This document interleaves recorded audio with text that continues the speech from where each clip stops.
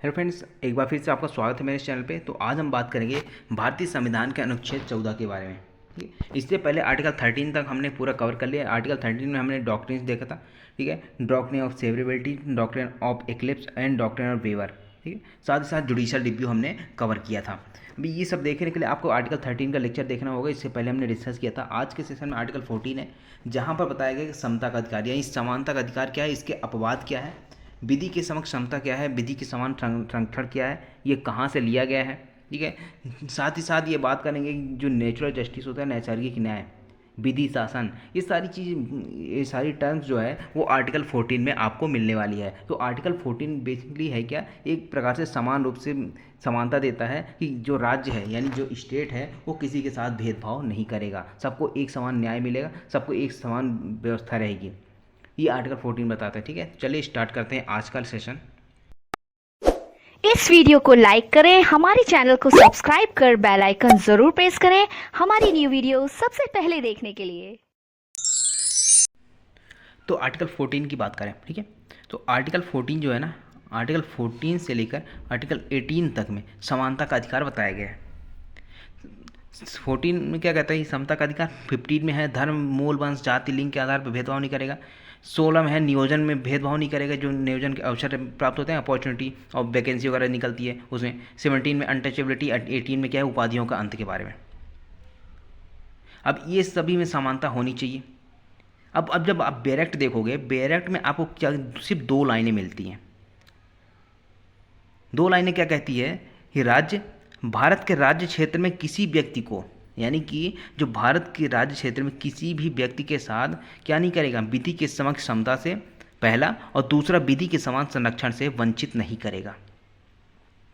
ये राज्य के ऊपर क्या डालता है, ठीक है ना, स्टेट के ऊपर एक ऑब्लिगेशंस डालता है, एक ड्यूटी डालता है कि जो राज्य है वो किसी भी व्यक्ति के साथ क्या नहीं करेगा, विधि के समक्ष जो समता प्राप्त है लोगों को, उससे वंचित नहीं करेगा। सबका समान, एक समान व्यवहार रखा जाएगा, एक समान विधि के समक्ष रखा जाएगा, और विधि का समान संरक्षण भी दिया जाएगा। एक समान संरक्षण भी दिया जाएगा सभी व्यक्ति को।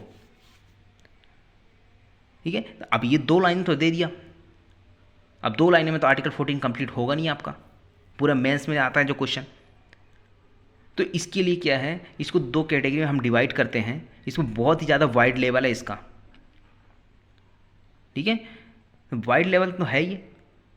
क्यों? क्योंकि इसमें दो टर्म्स डिफाइन किए गए आर्टिकल 14 में समता का अधिकार में। पहला कहता है विधि के समक्ष समता, और दूसरा विधियों के समान संरक्षण। ठीक है, विधि के समक्ष समता जो ब्रिटेन से लिया गया था, ब्रिटेन कॉन्स्टिट्यूशन डिराइव किया गया है, और विधि के समान संरक्षण जो यूएसए के कॉन्सेप्ट पे आधारित है। यूएसए का जो एक कॉन्सेप्ट है ना, उसके आधार पे है। अब जब विधि के समक्ष समता देखोगे आप, इसको क्या किया गया है, इसको प्रोफेसर डाइसी थे। कौन थे? प्रोफेसर डाइसी, जिनके कॉन्सेप्ट पे आधारित है ये विधि के समक्ष समता, जिसके अनुसार इन्होंने क्या बोला कि विधि से ऊपर कोई भी व्यक्ति नहीं आएगा। तो ठीक है, दूसरा क्या है, विधियों के समान संरक्षण।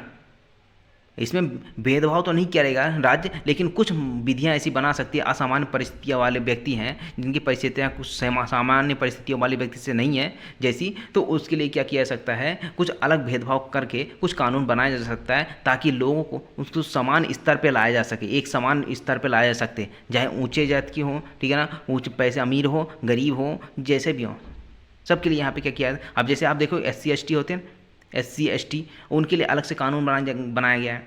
पिछड़ा वर्ग होते हैं, उनके लिए भी कुछ कानून बनाया जाता है, उनको आरक्षण दिया जाता है, ताकि ये समान स्तर पे आ सकें, इनको अच्छी शिक्षा प्राप्त हो सके, इसलिए यहाँ पे आया। लेकिन यह विधि की समक्ष समता कहता है कि यहाँ पे कोई भी यहाँ पे माफ़ नहीं किया जाएगा, सबको एक बराबर यहाँ पे क्या है, न्याय मिलना है।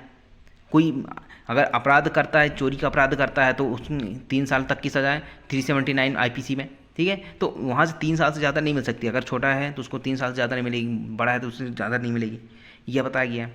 अब विधि के समक्ष जो समता है ब्रिटेन से तो लिया गया है, इसको प्रोफेसर डाइसी के जो रूल है, कॉन्सेप्ट है, कौन सा रूल, ये विधि का शासन। ठीक है, विधि शासन, रूल ऑफ लॉ। ये क्या कहता है, कहता है कि रूल से ऊपर कोई नहीं, जो विधि से ऊपर कोई भी नहीं है, सर्वोच्च कौन सी है, क्या है, सिर्फ विधि है।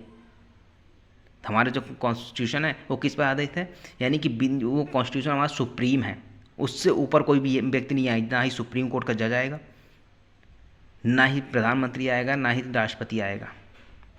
ठीक है, तो हमारी जो विधि है वो कैसी है, वो सर्वोच्च है।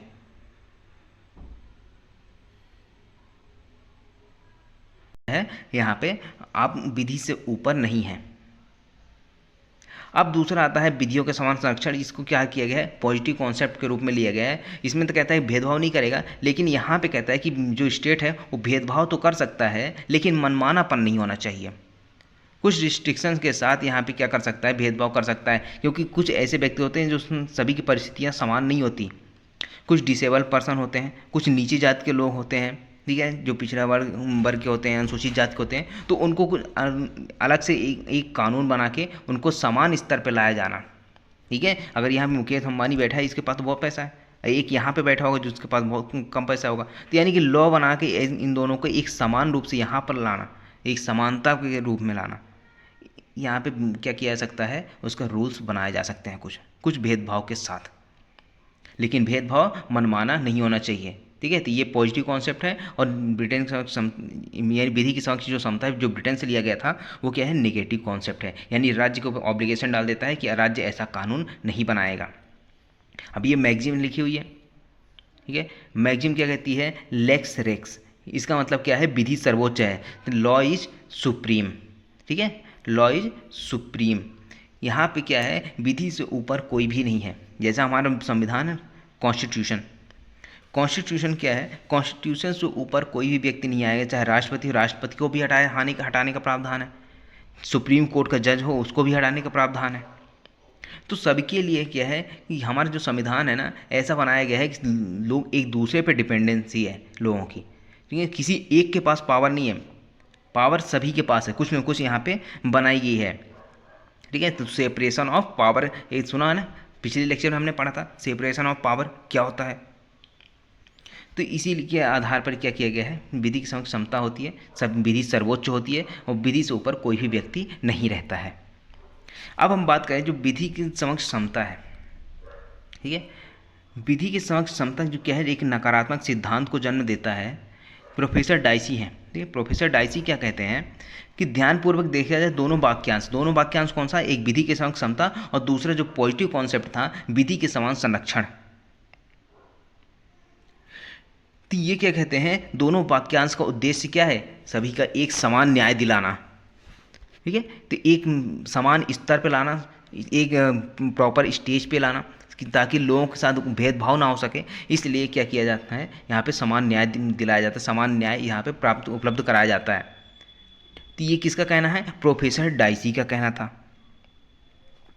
अब यही चीज़ यहाँ पे बात करें, यहाँ पे डॉक्टर जेनिंग्स थे। ठीक है, जैसे प्रोफेसर डाइसी हैं उसी तरह डॉक्टर जेनिंग्स थे। इन्होंने विधि की समक्ष समता को ना कुछ डिटेल में समझाया। इन्होंने क्या बोला कि समान परिस्थिति वाले व्यक्तियों के बीच समान विधि होना चाहिए और समान रूप से लागू की जानी चाहिए। यानी कि अगर कुछ व्यक्ति जो हैं, यानी कि 50 व्यक्ति हैं, ठीक है, 50 व्यक्ति अगर एक समान परिस्थिति वाले हैं तो उनके लिए एक समान विधि होनी चाहिए, उनके साथ बिना किसी धर्म, मूलवंश, संपत्ति, राजनीतिक भेदभाव के होना चाहिए। ठीक है, तो ये जो विधि की समक्ष समता है कैसी होनी चाहिए, बिना किसी धर्म, मूलवंश, संपत्ति, राजनीतिक भेदभाव के होना चाहिए। अगर एक समान परिस्थिति वाले व्यक्ति हैं तो, अगर एक समान परिस्थिति नहीं है तो उसमें कुछ रिस्ट्रिक्शन लगाने के साथ साथ यहाँ पे कुछ उनके लिए अलग से कानून बनाया जा सकता है। जैसे SC/ST लोग होते हैं, SC/ST के लिए अलग से कानून बनाया है, वो SC/ST एक्ट। ठीक है, इसलिए यहाँ पे क्या किया जाता है, इसको बनाया जाता है। अब दूसरा आता है यहाँ पे विधि शासन। आपने सुना होगा कि rule of law. Rule of law होता क्या है, ये इसे प्रोफेसर डाइसी, ठीक है ना, जो प्रोफेसर डाइसी थे, इनको यहाँ पे श्रेय जाता है रूल ऑफ लॉ के बारे में, क्योंकि इन्होंने ही सारी चीज़, सारे कॉन्सेप्ट को इसमें समझाया हुआ है। अब इसमें इन्होंने क्या कहा, विधि के समक्ष समता उसी के समान है जिसे प्रोफेसर डाइसी ने इंग्लैंड में विधि शासन कहा। यानी जो हमारे आर्टिकल 14 में पहला टर्म्स डिफाइन है ना, विधि के समक्ष समता, तो विधि के समक्ष समता का मतलब क्या है, वही मतलब होता है जो विधि शासन का है। और विधि शासन का मतलब किसने समझाया था, प्रोफेसर डाइसी ने समझाया था इंग्लैंड में। तो प्रोफेसर डाइसी कहाँ के थे, इंग्लैंड के थे ना, उन्हीं के यहाँ पे प्रोफेसर डाइसी क्या कहते हैं, विधि शासन बताते हैं कि विधि शासन होता क्या है। अब प्रोफेसर डाइसी ने 3 रूल बताए थे। ठीक है, 3 कॉन्सेप्ट बताए थे इसमें प्रोफेसर डाइसी के अनुसार विधि शास्त्र से तात्पर्य निम्नलिखित 3 बातों से है। पहला क्या कहता है, मनमानी शक्ति का अभाव या विधि की सर्वोच्चता, अर्थात विधि की सर्वोच्चता ना कि सरकार की मनमानी, यानी कि लॉ इज सुप्रीम। लॉ क्या है, सुप्रीम है, लॉ से ऊपर कोई नहीं, विधि से ऊपर कोई भी नहीं है, यहाँ तक कि सरकार भी नहीं, सरकार की अपनी मनमानी नहीं चलेगी, सरकार जो चाहे वो कर दे, जो चाहे वो कानून बना दे, तो ऐसा कुछ भी नहीं है। ठीक है, अगर आपके फंडामेंटल राइट्स वॉयलेट हो रहे हैं तो जो कानून बनाया जा रहा है ना उसको शून्य घोषित किया जा सकता है, उसको वॉइड घोषित किया जा सकता है। ठीक है, तो इनका पहला कॉन्सेप्ट क्या था कि 3 बातें थी विधि शासन की। पहला क्या कहते हैं कि मनमानी शक्ति का अभाव, यानी जो मनमानी शक्ति रहती है ना उसका अभाव है, यानी उसको कम कर दिया जाता है। और दूसरा विधि की सर्वोच्चता होती है, यानी विधि से ऊपर कोई भी व्यक्ति नहीं आएगा, चाहे मुकेश अंबानी हो, वो अपराध करेगा तो वो भी, उसको भी सज़ा मिलेगी, और छोटा से छोटा व्यक्ति भी होगा जो निर्धन व्यक्ति होगा वो भी अपराध करेगा तो उसको भी सज़ा मिलेगी। तो इसी तरह एक केस था लखनऊ विकास प्राधिकरण वर्सेस AK गुप्ता 1994 का। अब यहाँ पे क्या होता है, सरकार क्या करती है, कुछ कानून बनाती है और कानून के तहत, ठीक है, उस सेवकों द्वारा मनमाने ढंग से कोई विधि बनाकर कोई कार्य करने पर किसी नागरिक को क्षति होती है, यानी कि कुछ ऐसा कानून बनाते हैं जिससे जो वहाँ के लोग हैं, नागरिक हैं, नागरिकों को कोई क्षति हो जाती है। अब भाई इंजरी तो हो गई उनको, इंजरी का मतलब ये नहीं कि डायरेक्ट उन पर अटैक कर दिया कि उन बेहोश हो गए, मर गए, एक्सीडेंट हो गया कुछ, ऐसा क्षति जैसे मेंटली टॉर्चर भी होता है, मेंटली होते हैं ना, मेंटली टॉर्चर किया जाता है, उनको मानसिक दबाव डाला जाता है, परेशानी होती है उनको। तो यहाँ पे क्या है, वही नागरिक को अगर कोई क्षति होती है ना तो राज्य क्या है, प्रतिकार देने के लिए बाध्य होगा, यानी कि स्टेट को ऊपर ये ऑब्लिगेशन डाल दी गई है कि अगर स्टेट के कानून से अगर किसी व्यक्ति का फंडामेंटल राइट को वायलेशन हो रहा है, ठीक है, मनमाने ढंग से इस कार्य किया जा रहा है, तो उसको क्षति यहाँ पे प्रतिकार की भी देना होगा। ठीक है ना, किसके लिए, क्षतिकारित करने के लिए। अब दूसरा यहाँ पे कॉन्सेप्ट आता है इनका, विधि के समक्ष समता।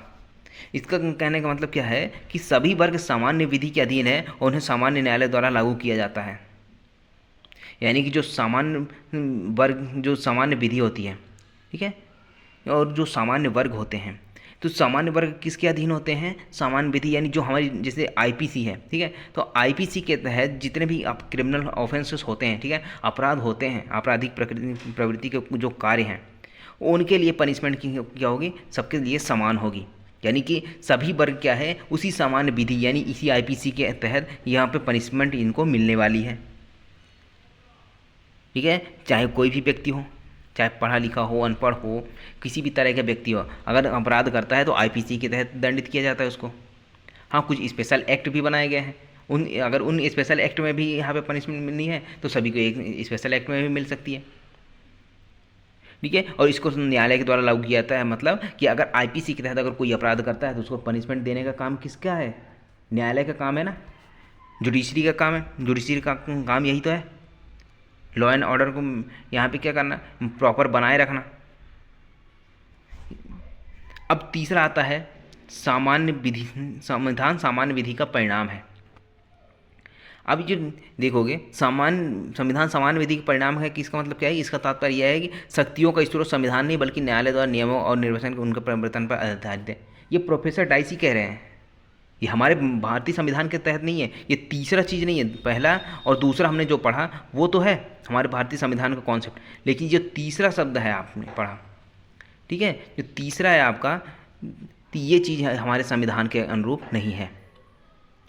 इसका कहना क्या है तीसरे वाले का, कि जो हमारे कानून है, यानी जो शक्तियों को जो पावर्स मिली है वो उसका स्रोत क्या है, उसका सोर्स क्या है, उसका सोर्स संविधान नहीं है बल्कि न्यायालय द्वारा जो नियम बनाए जाते हैं, जो उनके निर्वाचन खंड के द्वारा निर्वाचन किए जाते हैं जजमेंट के माध्यम से, वो उसके प्रवर्तन पर आधारित होता है जो शक्तियाँ हैं। लेकिन हमारा जो संविधान है ना वो ये लागू नहीं करता, कहता है कि हमारा संविधान ही सबसे ऊपर है, इससे ऊपर कोई भी नहीं। जुडिशरी की जो निर्वाचन है अगर संविधान के अनुरूप नहीं होगा तो वो भी शून्य हो जाएगा। तो इसीलिए क्या कहा गया है, उपरोक्त में से केवल पहला और दूसरा ही भारत में लागू है, तीसरा लागू नहीं है।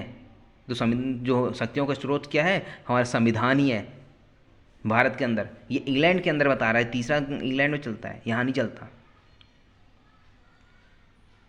ठीक है, अब आ जाओ यहाँ पे आर्टिकल 14 में ना निहित विधि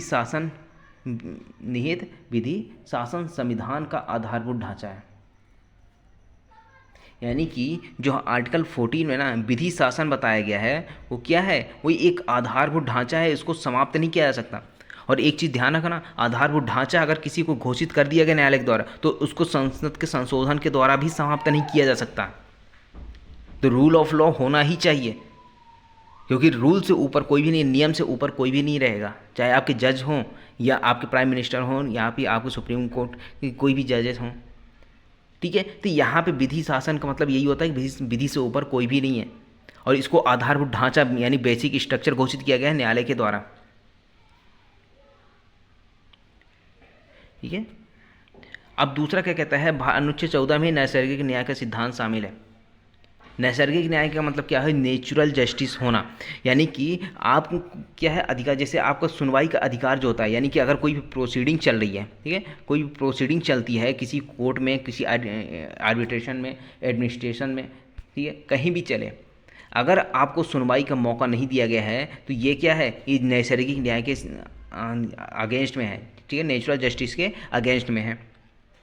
तो यही चीज़ यहाँ पर भी है कि जो आर्टिकल 14 में विधि के समक्ष क्षमता है ना, वो भी एक नेचुरल जस्टिस है, यानी सबके साथ समान व्यवहार होना चाहिए। अगर एक को चोरी करने पर 3 वर्ष की सज़ा मिल रही है तो दूसरे को भी 3 वर्ष की ही सज़ा मिलनी चाहिए। हाँ, वो परिस्थिति अलग है कि इसने क्या चुराया है, अगर इसने कम चोरी का सामान है चुराया है तो इसको कम सज़ा मिल सकती है 3 वर्ष से, इसको भी ज़्यादा कम चुराया है तो इसको कम मिल सकती है। लेकिन आप आईपीसी की धारा 379 देखोगे, 379 देखोगे, उसमें अधिकतम पनिशमेंट कितनी है, 3 वर्ष। अब उससे अधिक तो पनिशमेंट दे नहीं सकते। तो ये सबके समान व्यवहार होना चाहिए ना, कि एक ने चोरी की तो उसको 3 वर्ष दे दिए, एक ने चोरी की तो उसको 10 वर्ष की सज़ा दे दिए, सेम ऑफेंस के लिए। ऐसा कुछ नहीं है, तो सबको समान न्याय मिलना चाहिए। तो इसलिए इसमें क्या कहा जाता है, आर्टिकल 14 को नेचुरल जस्टिस का प्रिंसिपल कहा जाता है। ठीक है, नेचुरल जस्टिस अगर किसी आर्टिकल में है तो वो कहाँ है, आर्टिकल 14 में है। अब आता है विधियों के समान संरक्षण। दूसरा टर्म्स हमने पढ़ा था, दूसरा टर्म्स क्या पढ़ा था, विधियों के समान संरक्षण, जो हमारे यूएसए से लिया गया था, अमेरिका के कॉन्स्टिट्यूशन से लिया गया था, जो पॉजिटिव कॉन्सेप्ट पे आधारित है। अभी हमने देखा नेगेटिव कॉन्सेप्ट पे आधारित था, अब क्या है, ये पॉजिटिव कॉन्सेप्ट पे आधारित मामला है। अब क्या है, ये कहता है कि विधियों के समान संरक्षण अमेरिकन संविधान के 14वें संशोधन द्वारा दिए गए अधिकार के समान है। यानी कि हमारे संविधान में तो मूल संविधान में था, ठीक है, जब बनाया गया तभी इसको डाल दिया गया, लेकिन हाँ जो अमेरिका का संविधान था ना, उसमें मूल संविधान में नहीं था। आर्टिकल 14 ने यहाँ पे क्या है, जो 14th अमेंडमेंट हुआ था अमेरिकन कॉन्स्टिट्यूशन में, उसमें यहाँ पे ये अधिकार बताए गए थे। ठीक है, कि ये अधिकार दिए गए हैं। अब इसका अर्थ क्या था, समान परिस्थिति वाले व्यक्तियों को समान विधियों के अधीन रखना, तो समान रूप से लागू करना, चाहे वो विशेषाधिकार हो या दायित्व हो। अब जितने भी व्यक्ति हैं अगर समान परिस्थिति वाले हैं तो उनके लिए एक समान कानून होना चाहिए। अगर असमान कानून हुआ तो उनके साथ तो भेदभाव होगा, और भेदभाव होगा तो आर्टिकल 14 का वायलेशन होगा। आर्टिकल 14 का वायलेशन होगा तो आप 32 और या फिर 226 में हाई कोर्ट सुप्रीम कोर्ट जा सकते हैं, क्योंकि आपको फंडामेंटल राइट का वायलेशन हुआ है, उल्लंघन हुआ है। ठीक है, इतना समझ में आ गया? समझ में आ रहा है तो एक लाइक ठोकते जरूर चलना। ठीक है, अब क्या यहाँ पे क्वेश्चन हुए कुछ। अब यही क्वेश्चन अगर आपसे पूछ लिया जाए कि जो अनुच्छेद 14 है तो क्या उसका संरक्षण नागरिकों और अनागरिकों दोनों को प्राप्त है? यानी कि हमारे नागरिकों को तो प्राप्त ही है, जो आर्टिकल 14 का जो यहाँ पे जस्टिस दिया गया है, ठीक है, प्रिंसिपल दिया गया है, लेकिन क्या वो अनागरिकों पर भी लागू है? यानी कि जो विदेश से आते हैं, विदेशी हैं, दूसरे देश के नागरिक हैं, अगर वो हमारे भारत के राज्य क्षेत्र के अंदर आते हैं तो क्या उनके साथ भी ये आर्टिकल 14 का उनको अधिकार मिलेगा?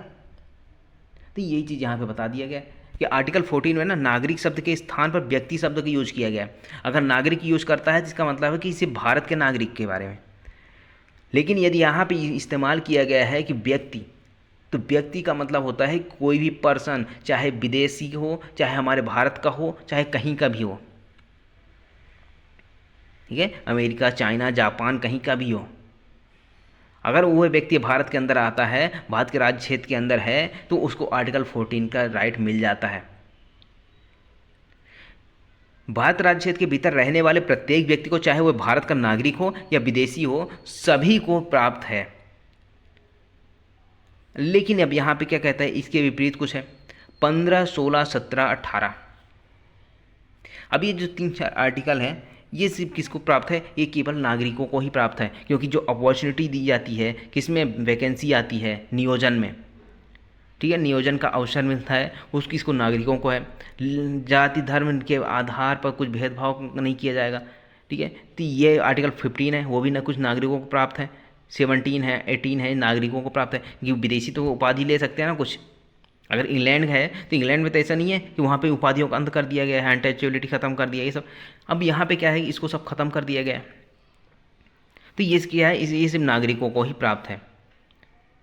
साथ ही साथ कुछ और आर्टिकल्स भी हैं, 19, 29, 30, ये सब नागरिकों को प्राप्त है, ठीक है। लेकिन आर्टिकल 14 की बात करें तो आर्टिकल 14 कैसा है, ये न्यूट्रल है, यानी कि सभी को प्राप्त है, चाहे कोई भी व्यक्ति आ जाए।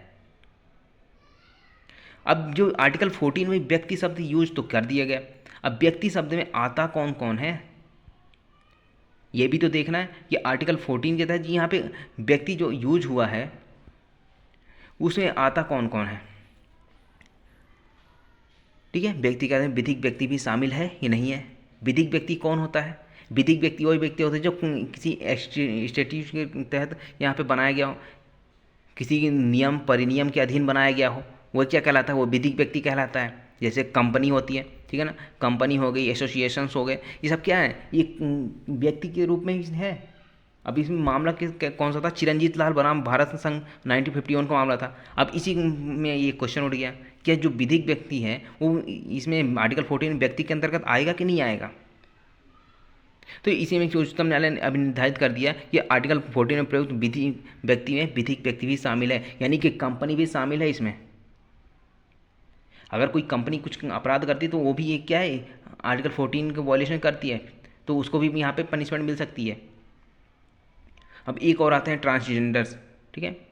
अब देखो कि ये सबसे ज़्यादा इम्पोर्टेंट केस था 2014 का, लैंडमार्क जजमेंट है, राष्ट्रीय विधिक सेवा प्राधिकरण यानी नालसा बनाम भारत संघ 2014 का मामला था। इसमें क्या क्वेश्चन उठा था कि जो पहले थर्ड जेंडर का नहीं होता था, आप देखते थे किसी फॉर्म में या तो मेल का होगा या फीमेल का ऑप्शन रहता था, अब एक रहता है अदर्स का या फिर थर्ड जेंडर का, ट्रांसजेंडर का। तो ये इनको क्या किया गया है, जो ट्रांसजेंडर होते हैं, परालिंगी या हिजड़ा जिसको बोलते हो आप, तो वो व्यक्ति में शामिल है कि नहीं, इसके लिए भी क्वेश्चन उठा था।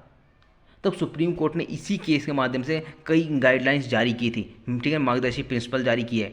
इसमें क्या बोला कि आर्टिकल 14 में व्यक्ति शब्द केवल पुरुष या महिला तक ही सीमित नहीं है, बल्कि वे भी आते हैं जो ना तो पुरुष है ना ही महिला, अर्थात कौन है, परालिंगी या उभयलिंगी, जो थर्ड जेंडर के रूप में जाने जाते हैं, ठीक है। तो इनको भी क्या किया गया है, व्यक्ति के अंतर्गत शामिल किया गया। इससे पहले तो इसमें डाउट रहता था कि व्यक्ति में आएंगे कि नहीं आएंगे। भाई है तो इंसान ही ना, इंसान ही है तो क्या है, वो भी एक व्यक्ति हुए ना। तो आर्टिकल 14 जो व्यक्ति शब्द यूज हुआ है, तो व्यक्ति के अंतर्गत ये भी आते हैं हिजड़ा, यानी जो ना तो पुरुष है ना ही महिला है, तो ये भी इनके अंतर्गत आते हैं। एवं इन्हें सभी क्षेत्रों में विधिक संरक्षण, अब विधिक संरक्षण भी प्राप्त हो, अगर आर्टिकल 14 में आते हैं ये व्यक्ति, तो इनको विधिक संरक्षण भी तो प्राप्त होना चाहिए। विधिक संरक्षण किस बात का, रोजगार का, स्वास्थ्य का, शिक्षा, नागरिकों के अन्य अधिकार जो जो नॉर्मल पर्सन्स को मिलते हैं, मेल फीमेल को मिलते हैं, वही अधिकार इनको भी मिलने चाहिए। तो ये भी एक गाइडलाइन जारी किया कि विधिक संरक्षण इनको प्राप्त होना चाहिए, रोजगार में मिलना चाहिए, स्वास्थ्य में इनको होनी चाहिए, स्वास्थ्य की देखभाल होनी चाहिए, शिक्षा मिलनी चाहिए, ये सारी चीज़ इनके बारे में बता दिया गया। अब आती है एक ये और कि एवं परालिंगी को एक तृतीय लिंग के रूप में मान्यता प्रदान की गई। अगर यहाँ पे क्वेश्चन पूछा जाता है कि थर्ड जेंडर के रूप में मान्यता किस केस के तहत मिली है हिजड़ों या परालिंगियों को, ट्रांसजेंडर्स को, तो केस कौन सा है, NALSA versus union of India 2014 का केस, 2014 का केस है, जिसमें ट्रांसजेंडर को क्या किया गया, थर्ड पर्सन के रूप में, थर्ड जेंडर के रूप में इसमें शामिल किया गया था। अब यहाँ पे क्या है, आपने पढ़ा कि विधि की क्षमता का मतलब क्या है, राज्य किसी के साथ भेदभाव नहीं करेगा, ठीक है। राज्य जो है वो कोई ऐसा कानून नहीं बना सकता कि जिससे क्या हो, भेदभाव हो समान असमान परिस्थितियों वाले के साथ। तो उसी के लिए क्या किया गया, विधि की क्षमता अयुक्त भेदभाव को रोकता है, यानी जो अयुक्ति युक्त भेदभाव है, मनमानापन है, उसको रोकता है ये, तो राज्य क्या करेगा, जब भी विधि बनाएगा सभी के लिए एक समान विधि बनाएगा। ऐसा नहीं कि एक व्यक्ति के लिए कुछ अलग कानून, दूसरे वर्ग के लिए अलग कानून, तीसरे के लिए अलग कानून। लेकिन बना सकता है, सबके लिए अलग अलग बना सकता है, लेकिन उनकी परिस्थितियाँ अलग होनी चाहिए। ठीक है, वो उनके जो सिचुएशंस हैं, जो उनका रहन सहन है, वो अलग अलग होना चाहिए। एक के पास, मान लीजिए कि ए नाम का व्यक्ति, इसके पास खाने तक के पैसे नहीं है, रहने के घर नहीं है, और एक है मानी साहब जो हर वक्त एसी में घूमते रहते हैं, इतनी बड़ी बिल्डिंग है, इतनी संपत्ति है, तो ये क्या है, असमान व्यवहार हो जाएगा ना। तो इसलिए युक्तियुक्त भेदभाव किया जा सकता है, लेकिन अयुक्तियुक्त भेदभाव नहीं किया जा सकता। ये विधि की समक्ष जो समता है ना, वो अयुक्तियुक्त भेदभाव को रोकता है। परंतु इसमें भी कुछ बाधा उत्पन्न हुई। ठीक है, और यहाँ पे क्या है, जो विधि की समक्ष समता है, इसमें तो बोल दिया गया कि राज्य को ऐसी कानून नहीं बनाएगा जिससे भेदभाव हो। लेकिन बाधा उत्पन्न कब हुई, अब जैसे जिसके पास खाने के पैसे नहीं है, रहने के घर नहीं है, ठीक है, उनके लिए क्या हो जाता है, परेशानी उपलब्ध हो जाएगी। डिसेबल पर्सन है, जो काम पे नहीं जा सकते हैं, तो उनको खाने पीने का तो चाहिए, तो कुछ तो चाहिए।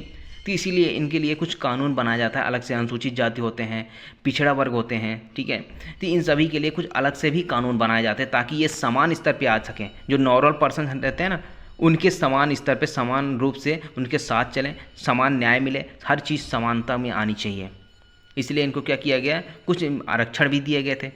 आपने देखा होगा कि आरक्षण अभी चलता है, SC ST, ठीक है, OBC, इनको आरक्षण मिलते रहते हैं। अब जनरल वालों में कुछ जो कर दिया गया है 10%, इनके लिए भी कुछ किया गया है। आर्टिकल 15 और आर्टिकल 16 देखो, उसमें लास्ट क्लॉज में देखना, उसमें लिखा होगा, तो इसको भी कर दिया गया। तो यहाँ पे क्या है, इस उनको असमान परिस्थिति में जो रहते हैं, उनको समानता में लाया जाने के लिए कुछ यहाँ पे भेदभाव किया जा सकता है। तो अर्थात इनका क्या कहना है कि आर्टिकल 14 जो है वर्गीकरण की अनुमति देता है, किंतु वर्ग विधान का नहीं, निषेध करता है।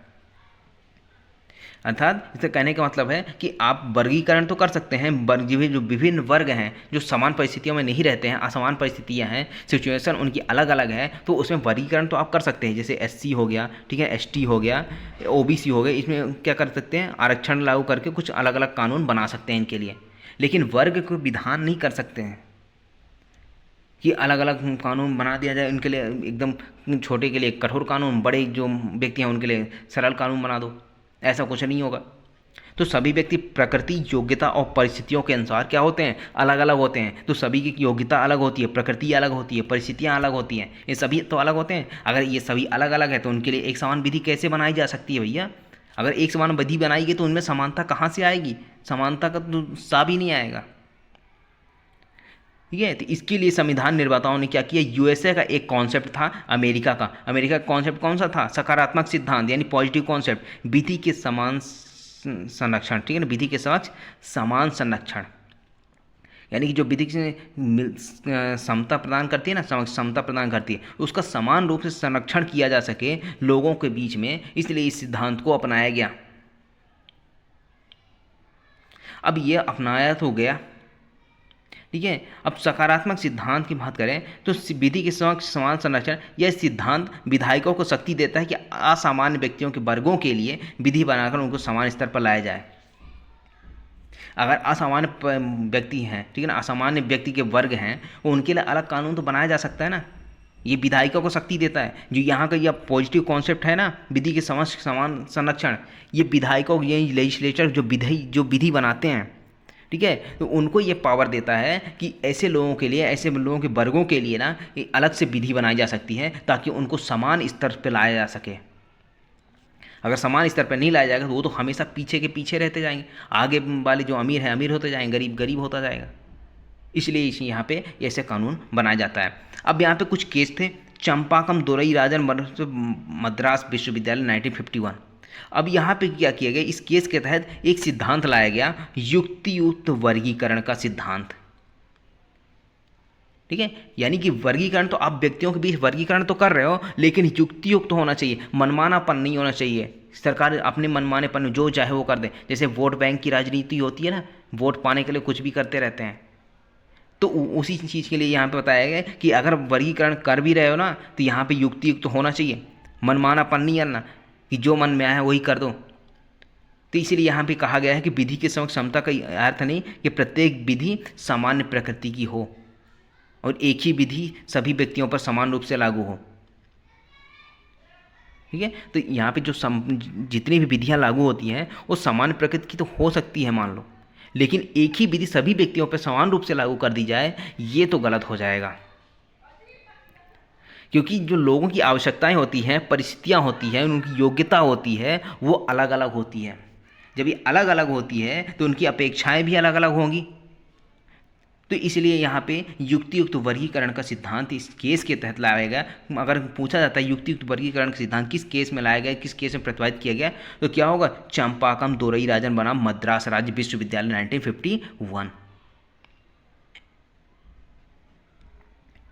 अब दूसरा केस था ईपी रोयप्पा।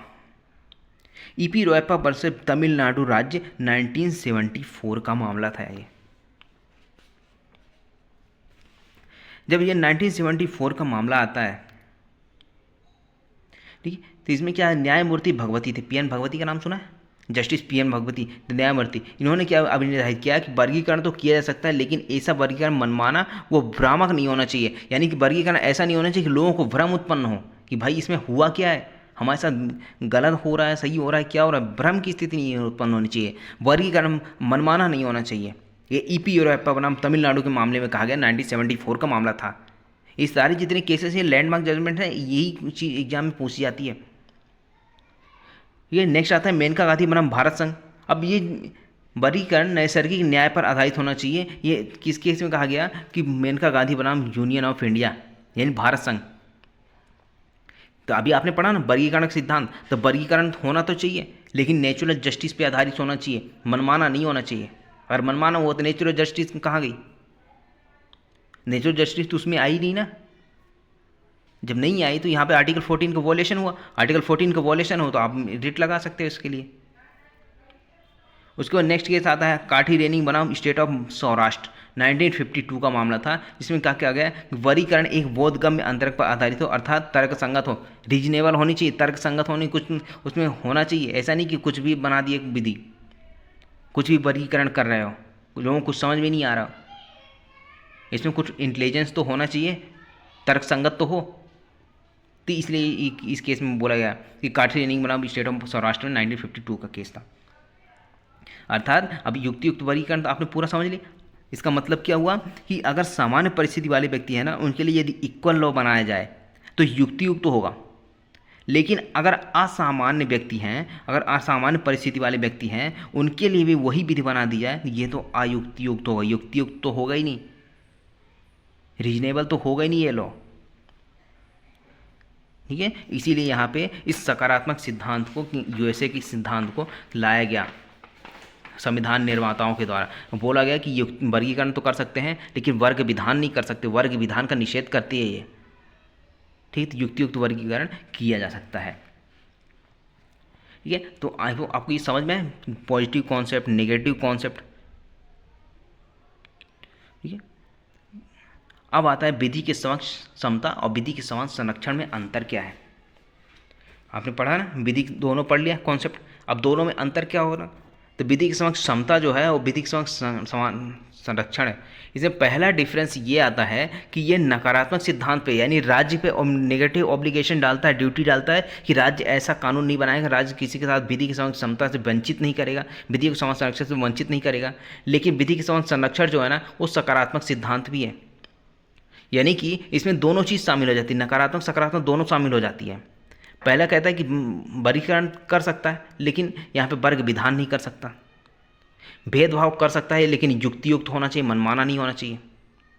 ठीक है, तो इसमें क्या है, विधि की क्षमता में क्या कहता है कि भेदभाव नहीं किया जाता, इसमें सबके लिए एक बराबर इक्वल लॉ बनाया जाता है। लेकिन इसमें क्या किया जाता है, युक्तियुक्त वर्गीकरण के माध्यम से कानून बनाया जा सकता है, लोगों के साथ थोड़ा बहुत भेदभाव किया जा सकता है वो परिस्थितियों के अनुसार, लेकिन मनमाना नहीं। तीसरा आता है सभी व्यक्ति के लिए समान विधि होगी, एक समान इक्वल लॉ होगा विधि की क्षमता में। लेकिन इसमें क्या है, असामान्य वर्ग के लिए अलग विधि बनाकर उन्हें समानता पर लाया जाएगा, इक्वल स्टेज पर लाया जाएगा। नेक्स्ट आता है कि यह ब्रिटेन से लिया गया है, ठीक है, और यह अमेरिका से लिया गया, यूएसए से लिया गया कॉन्सेप्ट है। समझ में आ रहा है। नेक्स्ट आता है आपका यह प्रोफेसर डाइसी के सिद्धांत पर विधि शासन आधारित है, यानी जो विधि शासन रूल ऑफ लॉ पढ़ा है, रूल ऑफ लॉ किस पे आधारित है? विधि शासन पे आधारित है। और दूसरा है प्रोफेसर अस्तु और जेनिंग्स के सिद्धांत पर यह आधारित है, विधियों के समान संरक्षण से। ठीक है, उसके बाद नेक्स्ट है, इसका उद्देश्य सभी के लिए समान विधि बनाना है, इसका उद्देश्य सभी के समान स्तर पर लाना और एक समान विधि बनाकर इसको लागू करना। आगे बात समझ में?